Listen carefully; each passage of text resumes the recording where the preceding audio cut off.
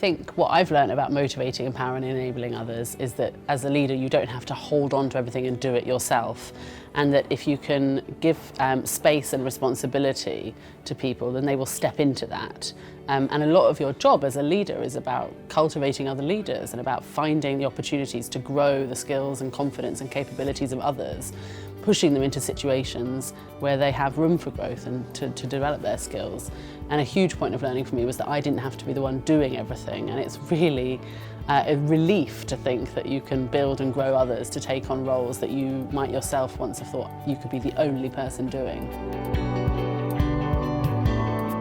A lot of people talk about collaboration, and actually it's incredibly hard to get right. So I could point to more examples of where I've seen bad partnerships and poor collaboration than examples of good collaboration.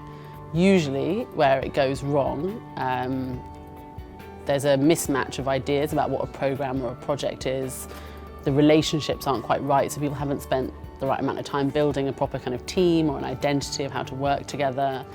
There's perhaps a power inequity between two organisations or two people, and there's a desire to own something and to take it forward as an organisation, this kind of propriety, like get your tanks off our lawn kind of attitude, and really genuine collaboration, so that you might throw your IP and your brand out the window and say, okay, we're actually just going to forget about who owns it and think really collectively and creatively about ideas, I think is quite a scary place to be, but is really where a lot of the value is. And some of the best work I've seen in the social sector over recent years has been through multidisciplinary collaboration. So teams that might comprise of a social researcher and a designer and a psychologist and a facilitator and someone with lived experience of a mental health condition, bringing together of really varied perspectives, I think, is where there's really rich opportunity for a collaboration.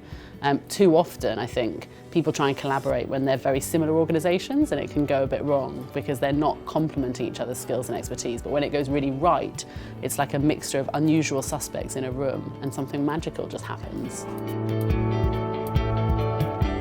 I don't think I think consciously about influencing. I don't get up in the morning and think, right, today I need to influence this person and that's how it's going to work.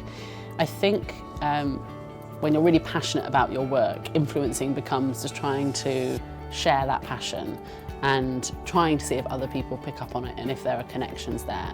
There are definitely techniques I've learned that are more successful than others. So one of the biggest points of learning I have about influencing is bringing together a mixture of methods to share information.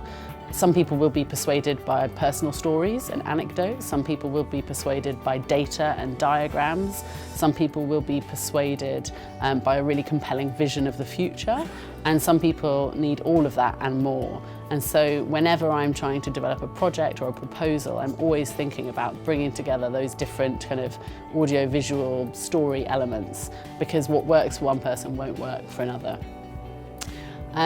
I think the single biggest thing I've seen work in influencing is the voice of people on the ground, people with lived experience. I mean, in my field, in the kind of public sector, the single biggest influencing thing is often when you bring someone into the room who's got, who's using social care services or on a housing estate where a regeneration programme is going on, and their credibility and authenticity just seems to cut through everything else.